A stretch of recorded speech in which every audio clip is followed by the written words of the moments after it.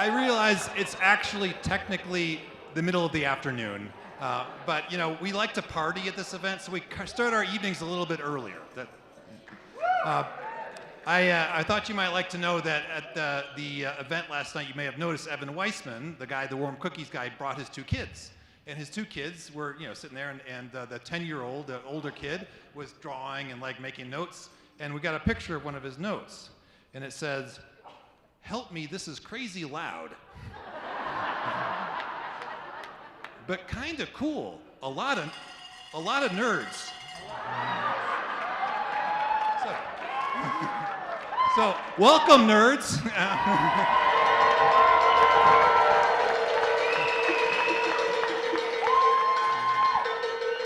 I'm Matt Leininger. I'm Vice President of the National Civic League and a high-level civic nerd. And I want to point out, as a civic nerd, some of the themes that I have heard in these presentations today, and we read in the applications. You guys are doing some of the same sorts of things in different ways, in amazing ways. We heard about youth leadership. We heard about neighborhood engagement, better public meetings and forums. We've heard about social engagement, using music, food, fun, theater, all kinds of things to engage people. We heard about civic measurement a number of times. We heard about voter education and mobilization. We heard about technology in service of community. You all are doing some amazing things, and I want you to encourage you to continue learning from each other. You are doing things that you can learn from each other about. There may be things you want to do in your place, or somebody's doing something similar but in a different way.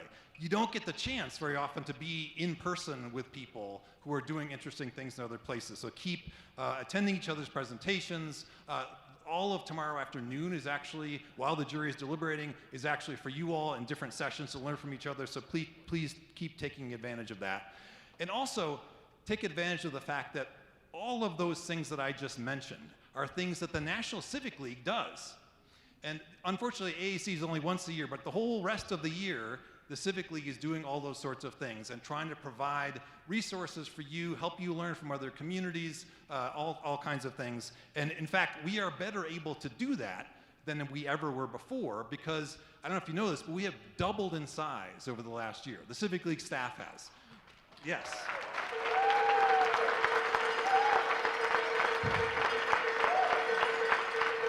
We welcomed into the Civic League family Local Policy Lab, which is Laura Wood and Christine Lopes-Metcalf, who you may have met. An organization called Spread the Vote also became a program of the league. That's Maisha Green, Emma Wisniewski, and Jen Costa. We have new colleagues like Coleman Stallworth and Christopher Boos, who's already a celebrity because he does all the video.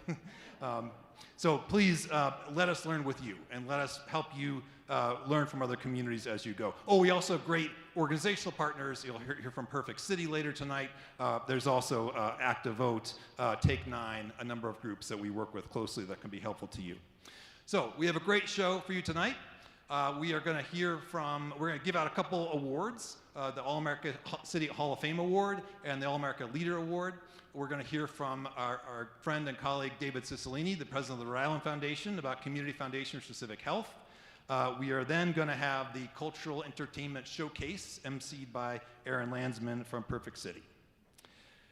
So, thank you for being part of this night. The first thing we're going to do is give out the All-America City Hall of Fame Award, which is an award we started giving out in 2019 to recognize a previous AAC winning community that has gone on to do amazing things over the years since they have won. This award recognizes communities that have implemented some sort of community-driven initiative that resulted in a significant local impact due to civic engagement. The 2026 All-America City Hall of Fame inductee is Mount Pleasant, South Carolina.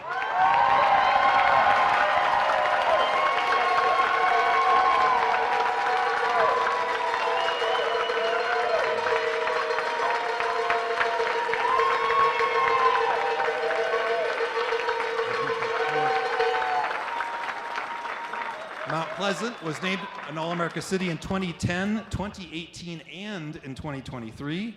It's being recognized now for the inclusive engagement of its Public Input Matters program. And please welcome Assistant Town Administrator Christiane Farrell to accept Mount Pleasant's award. Thank you, guys. This is the fourth time that I've had the opportunity to join All America City, so I guess I'm a real civic nerd, right? Each time has been just as awesome, just as inspiring, and just as loud. My name is Christiane Farrell. I'm the Assistant Administrator for the town of Mount Pleasant. I'm joined by Michelle Reed, our Planning Director, and Liz Boyles, our Planning Division Chief.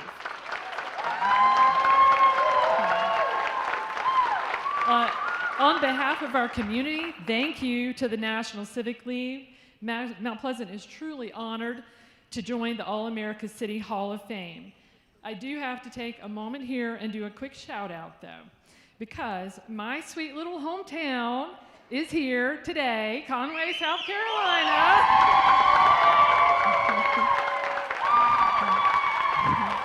And on top of that, our neighbors from across the river, North Charleston.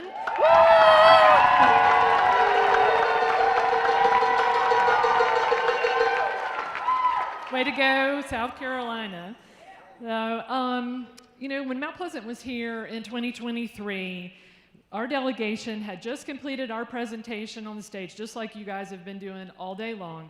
And one of the judges asked us a question about a program that was mentioned on our application called Public Input Matters. It was an outreach effort that we were still building at the time, so today I want to tell you a little bit more about the rest of the story. Mount Pleasant was one of the fastest growing communities in the country, and we faced a challenge. How do we make sure people feel heard as their community changes around them? We could have held the traditional public meetings and had surveys, but we wanted to do something different. That meant no podiums, no AI, just face-to-face conversations. And we called it Public Input Matters. We didn't ask residents to come to town hall, we went to them. We met people where they were. We listened to their concerns and we had real conversations about our community, and sometimes those were challenging. But this helped us develop our comprehensive plan, and today we continue this model through community pop-up events. Public Input Matters is built on a simple belief that every voice matters and has a role in shaping our future. That belief connects directly to the theme of All America City this year as we celebrate our democracy. And as we are celebrating here in Denver today and tomorrow, my folks back home in South Carolina are celebrating something called Carolina Day. In the spirit of America 250, I'd like to share why that day matters. On June 28, 1776, a small group of South Carolina patriots held off an attack by the British Navy in the Charleston Harbor during the Battle of Sullivan's Island. This battle was fought and won from a fort constructed from palmetto trees, the reason we've got the palmetto tree on the flag today. This was one of the first major victories in the Revolutionary War. 250 years later, we are in this room together talking about civility, democracy, and that public input matters because of people who fought for a government that is by the people, for the people, and of the people. Yep. We no longer defend these principles from forts made of palmetto trees, but instead we strengthen them by creating and protecting the ability to come together as a community, build trust, and guide change where public input matters. Thank you again to the National Civic League for this incredible honor. Thank you to the residents of Mount Pleasant, our mayor, our council, our staff, who know that public input matters. Happy America 250, happy Carolina Day, and good luck to every city here.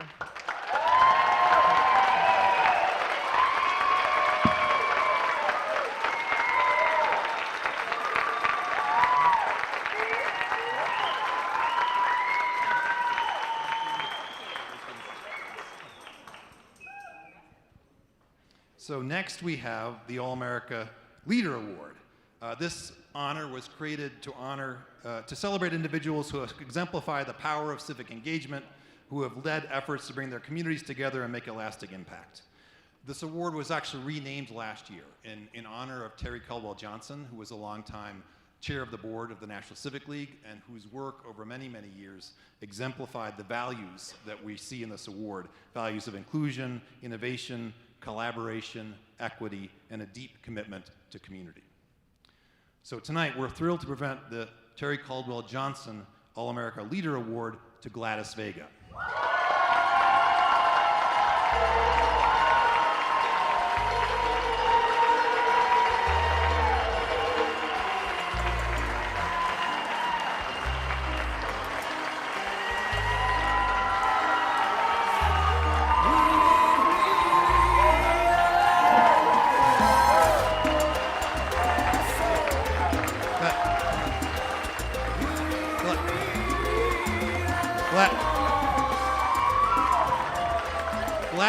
Gladys is a leader in the city of Chelsea. I don't know if you've heard of Chelsea. It's a very quiet community. Only very shy people live there. So Gladys has been an influential civic leader in Chelsea for 3 decades, strengthening the capacity of public institutions to respond effectively, especially to historically underserved communities.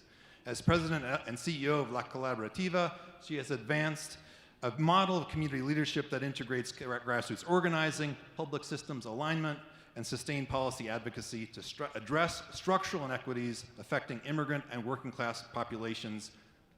Congratulations, Gladys. Muchas gracias. Gracias. Thank you. Muchísimas gracias. Thank you so much. And thank you for everyone that does the work that you do in every city that you represent. Please make it known that this is a critical time in our history. And we cannot stop doing this, even at times when we feel that we want to give up, that we cannot even put the TV on because we don't want to hear the news and we don't want our families to live in so much fear.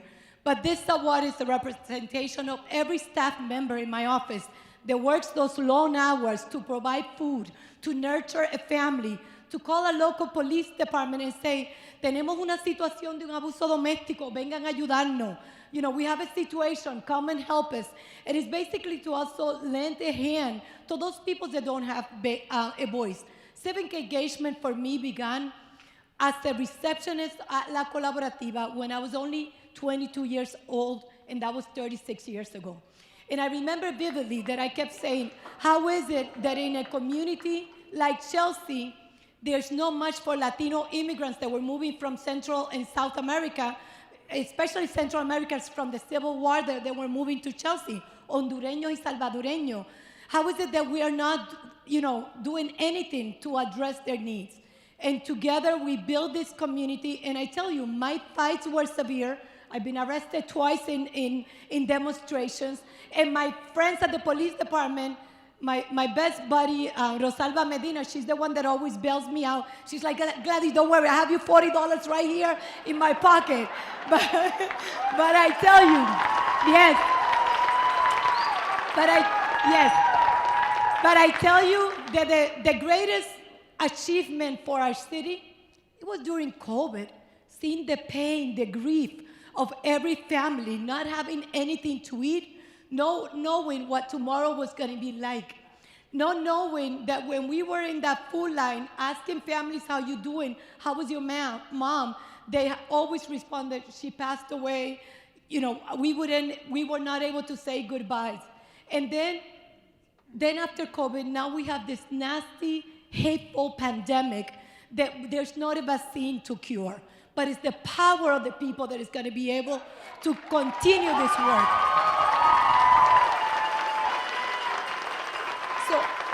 So although we don't have a vaccination, right, we're not giving up, and we need to be active. And when we see an injustice, we're not going to call to the side, and we're not going to be a bystander. We're going to stand together and say enough, okay? Because the United States is better than that, and together we make a difference. And once again, I want to applaud my staff. We have an incredible staff members. I tell you, when the Chelsea city manager, Fidel, one of our biggest pride, and someone who's very active, and someone that for many years I wish to have in terms of a Latino community without a Latino city manager, a mayor. This was like for us a big deal. And he knows very well, respectfully, that I give him hell when I have to give him hell. But this is the beauty about civic engagement, right? That we agree to disagree and be together in community, because the only people that we care about is the people that do not have a voice. The people that at times they don't come to meetings because they don't feel part, but it's our responsibility to make them part of it. And of course, to our local police department. In our city, we have the luxury to have a police department that we can call at any time and they respond to our needs. In the fear of immigration in my city, respectfully, there's so much stress that we don't have the same issues that many cities have in other towns or in other states. Our police departments are recruited by the residents. We're constantly recruiting. And they get to stay in Chelsea for 5 years living in Chelsea. When they were talking about living in public housing, they're not in public housing because it's a low-income apartment. They're in public housing because they're building relationship, because that's our neighbors. Those are our friends. Those are in community festivals. That's where they are. And that is the community that I'm proud to represent. And once again, I receive awards and our community receives a lot of awards. These awards mean nothing if we're not changing the lives of people. So muchísimas gracias. Gracias.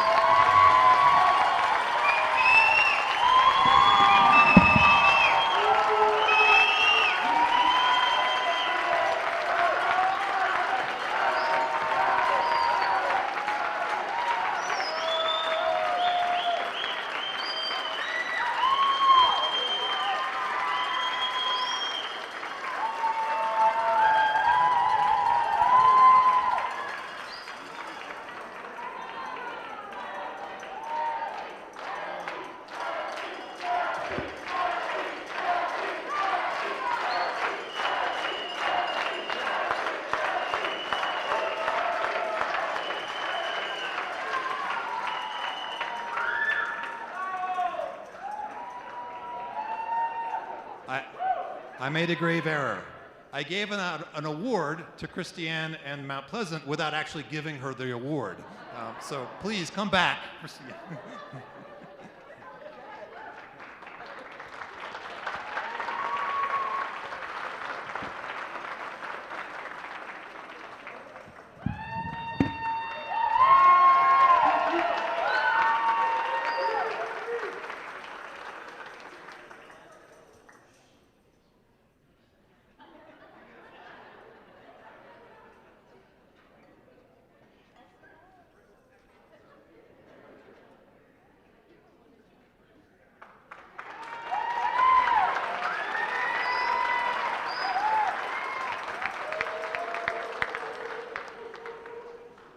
So next I want to introduce our keynote speaker.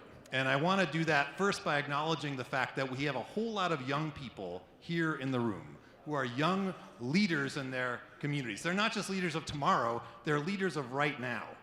And we have a lot of people also who are no longer young people, but they were formerly young leaders, and now they're older leaders in their community.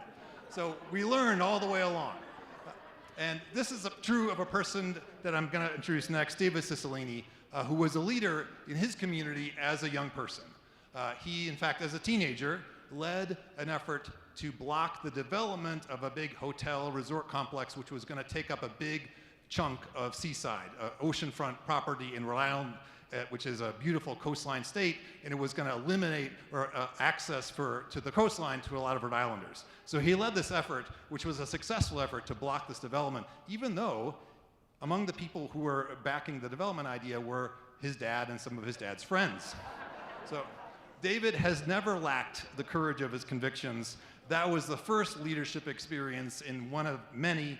He went on to serve several terms in the Rhode Island General Assembly. He was the mayor of Providence, Rhode Island for 2 terms, culminating in of course, winning the All-America City Awards for Providence in 2012.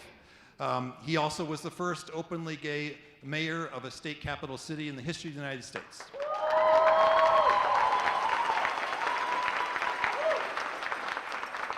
After 8 years as mayor, he then served 12 years as a member of Congress representing Rhode Island. He was a senior member of the House Foreign Affairs Committee, senior member of the House Judiciary Committee, co-chair of the Congressional LGBTQ Caucus. And then he came back to Rhode Island to be the head of the Rhode Island Foundation. He's going to tell you more about why he did that.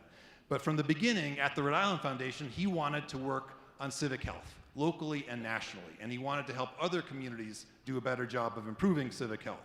So he started what's now called Community Foundations for Civic Health, which is a joint initiative of the Rhode Island Foundation, the National Civic League, and CF Leads. And it is in part an effort to bring resources from large national foundations to community foundations so they can fund more of the great work that you all are doing in your communities. So far, we have actually raised $13 million from 3 major national foundations. But part of the success of that is David and Mary Thomas. She's the head of CF Leads. She spoke at last year's AAC Awards. Her and David's openness and humility. I mean, oftentimes you have, charismatic, compelling leaders, and they're championing idea, and it's their idea, and it's just their idea, and you have to decide whether you're going to go along with it and support it or not. That's not true with David. David is passionate about civic health, but he understands that civic health might look different in different places, defined differently, measured differently, led differently, and from the beginning, he's been open to this broad range of ideas, the same way we have a broad diversity of efforts and ideas in the room here today. So that's been a key thing. But he hasn't, of course, lacked for ambition. We, earlier in the year, had a big planning meeting where we're trying to figure out how to structure budgets, because we didn't know how much money we were going to get. So we had a $1 million version of the budget, and a $5 million version, and an over $10 million version. So David went to the over $10 million table, and he labeled the $1 million group as the losers table. So from the beginning, this was an important thing, an ambitious thing. And I knew early on that the ambition was probably going to go somewhere, because in one of my first conversations with David, I was in this call and he kept talking about, he'd texted his friend Darren, and he'd had lunch with his friend Raj, and Darren said this and Raj said that. And I said, I don't understand who these people are. And then finally I realized about 20 minutes into the call, he's talking about the presidents of the Rockefeller and Ford Foundations. So David has been able to kind of raise this kind of cause, this work that you are doing nationally, locally and nationally, up to the places that really need to hear about it. And so this is very exciting. We have never had a stronger national and local advocate than David Cicilline. David.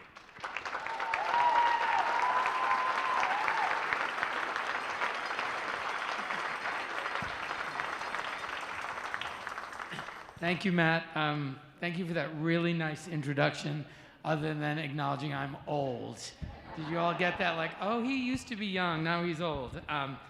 But I'm really honored to be here tonight with all of you. And let me just start by saying congratulations to all of the applicants, but most of all, extend a special congratulations to all the 20 finalists. Give yourselves a big round of applause. I got to sit in on a few of the presentations this afternoon, and they were just amazing. So congratulations.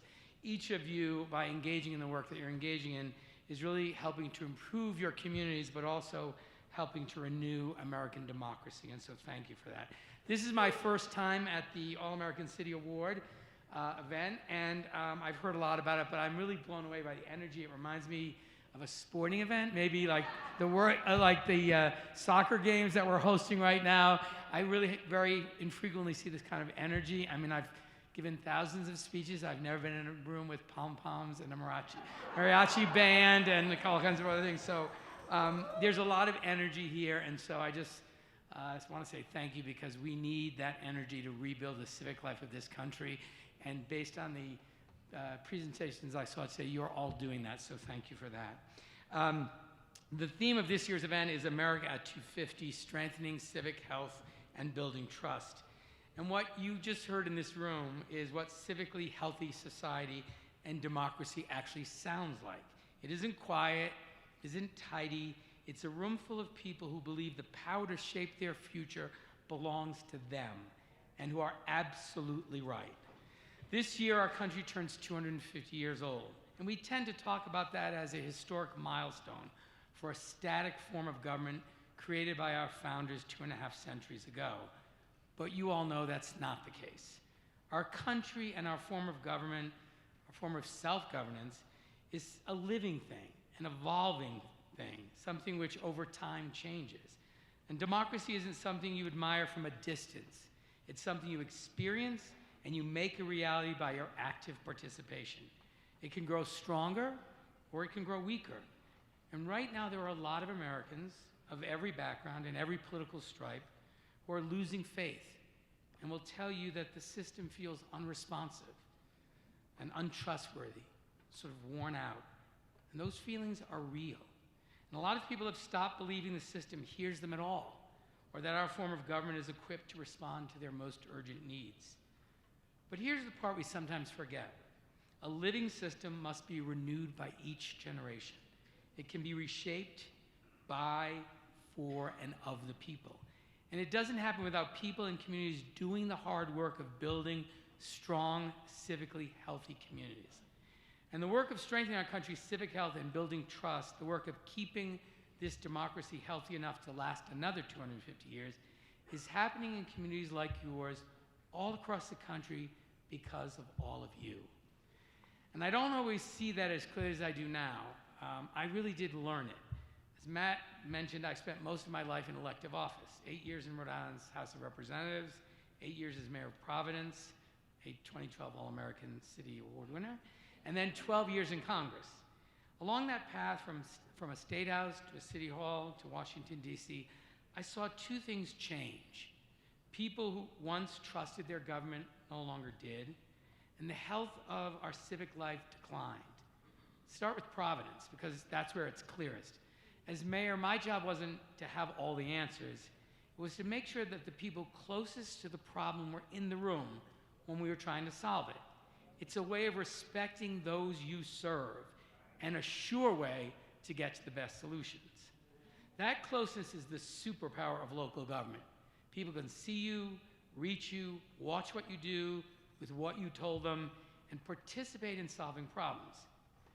As time went on, I watched things change. When I first ran for office back in the 1990s and early 2000s, I would go door knocking during my campaign, and people would enthusiastically open their doors. Couldn't wait to talk to you.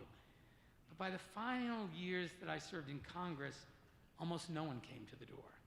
The calls into my office turned threatening. In fact, so bad that we changed the practice. We used to have the interns take the messages from overnight. They became so profane and so many threats of violence that we couldn't have the interns transcribe them anymore because it was actually too traumatic for them. And comments online turned hostile and even threatened violence. That shift over a single career is what the decline of civic health looks like up close.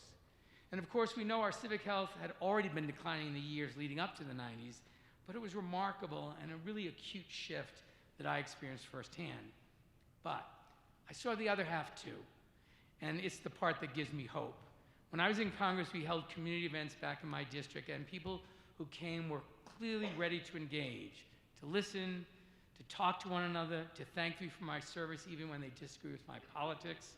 The appetite never went away. Even during COVID, when we had to turn to telephone town halls, we would have thousands of residents on these calls interested in being heard. People still want to be heard by their government. They seize the chance when the moment is offered.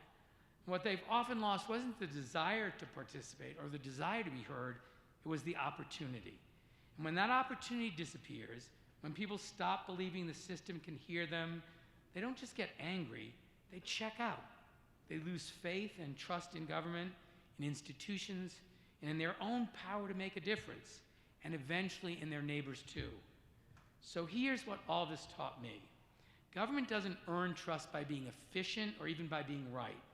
It earns trust by being responsive, by making people feel seen and heard, and then actually doing something about what citizens and residents have shared. And that's part of why trust runs highest in local government, lower at the state level, and lowest of all in Washington. I lived that. In Providence, I could be responsive more quickly and easily solve a problem, and the resident who raised it could see it solved. In Congress, the distance was wider, fewer chances to sit with the people I represented, a system that too often wasn't solving their problems, work that could feel abstract and far away. The closer government sits to the people it serves, the more accessible and frequent the opportunities to earn trust, which is why what you all are doing carries so much weight. You work close to people's lives. The way you respond to and interact with people helps communities build, their civic muscle, rebuild trust, and strengthen our system. And it doesn't stop at the local level. When people see local government actually work, when they solve a problem in their own community, it restores their belief that the system can deliver and increases their willingness to engage. And that belief can travel upward. When people come to trust their city hall, they're more inclined to expect and ask for the same from their state and federal government. Strong local democracy is how we rebuild trust in the whole system, and with it, the equity and progress in our communities and in our country. Rebuilding trust and strengthening civic health doesn't only involve government. It involves communities, institutions, and all of us. And since leaving Congress, that's become even more clear to me. I've learned that this work must come from the community. People have become so disillusioned by partisan politics and lost so much faith in the political system that neighbors, community partners, nonprofits, and civic institutions all need to help rebuild our civic muscle, and we can't rely on government alone to do this work. And in almost every community in this country, there's an institution built for exactly this moment, and many people walk right past it. After all these years in office, I now lead one of these organizations. I run a community foundation, the Rhode Island Foundation. And I want to make this case that the community foundations may be one of the most underused tools that we have for the very work that we're celebrating this weekend. Not everyone knows what a community foundation is, and if you don't know yours, I hope you will get to know it. Community foundations are permanent. Many were here before any of us and will be here long after. They're local, accountable to one place and the people in them, and they're trusted across lines that almost nothing else in American life can bridge anymore. They can put a mayor, a CEO, a pastor, a teenager, and a deeply skeptical neighbor around the same table, and they'll come. They don't run for re-election, so they can take the long view. They are civic health institutions. There are 900 community foundations all across this country, all working to improve the lives of their communities. So last year, as Matt mentioned, the Rhode Island Foundation, CF Leads, and the National Civic League launched an initiative called Community Foundations for Civic Health. And I just want to stop for a moment to say thank you to the National Civic League, to the board for all of the great partnership, and for allowing Matt to be such an important part of this work.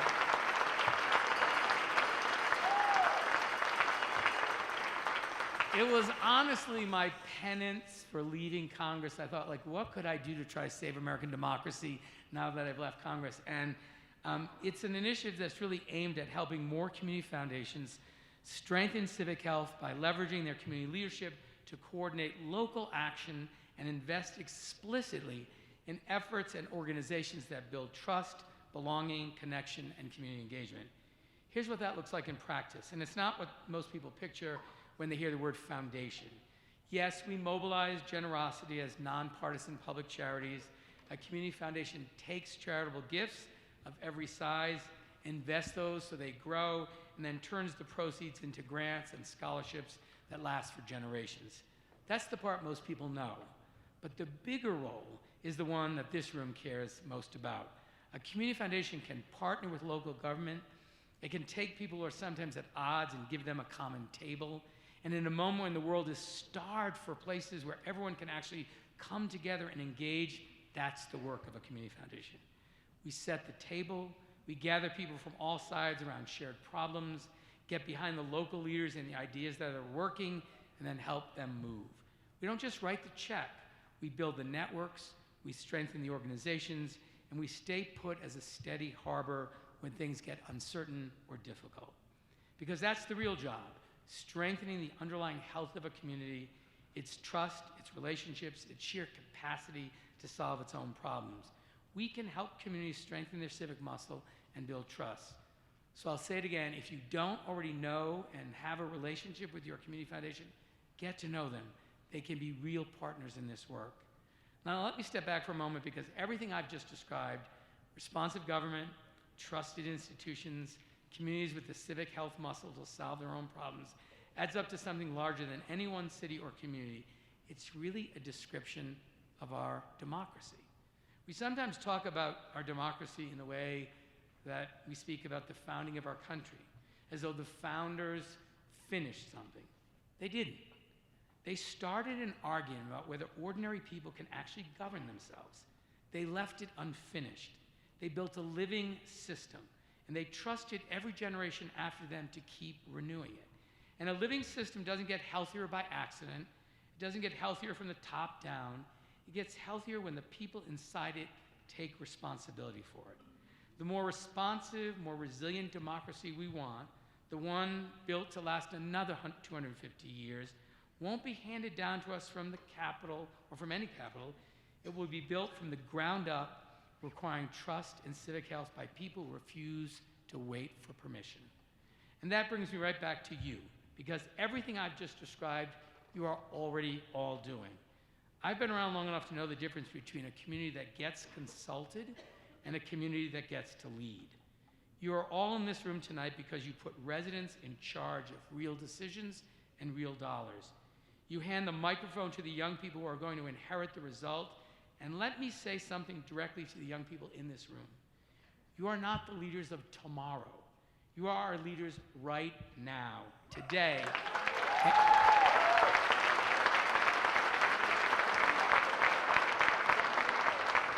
And this country and our country needs you in the room today.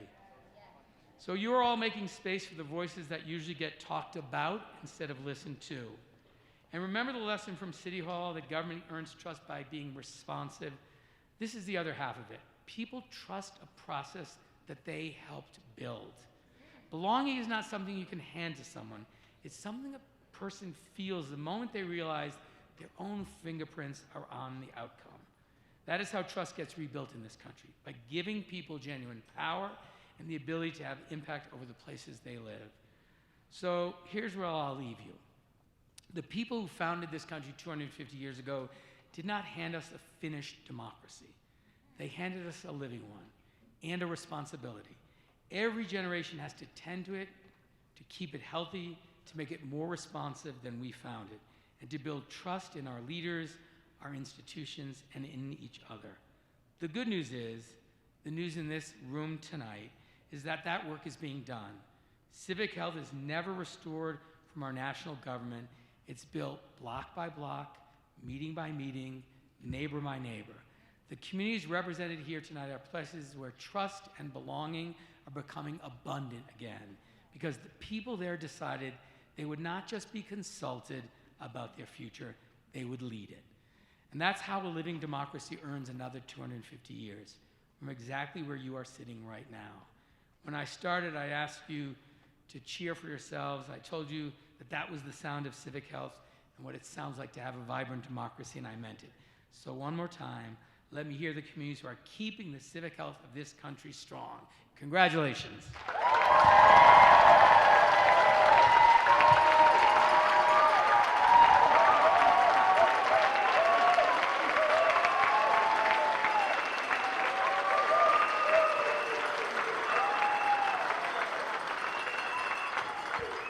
See, I told you.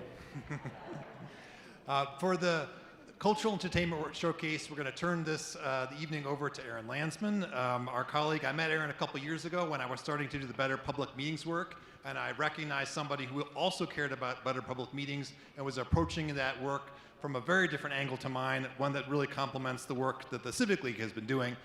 Aaron runs Perfect City. He's a New York-based playwright, performer, teacher, and organizer. He started and co-directs Perfect City. It's a 20-year, multi-generational, multiracial collective working on all kinds of issues facing communities, using arts and civic culture and theater to help people deal with these issues. I also describe Aaron, we care about Better Public Meetings. We're about the same height. We're about the same age. We maybe kind of look a little bit alike. I told my colleagues, Aaron Landsman, he's like the hip version of me. Yes.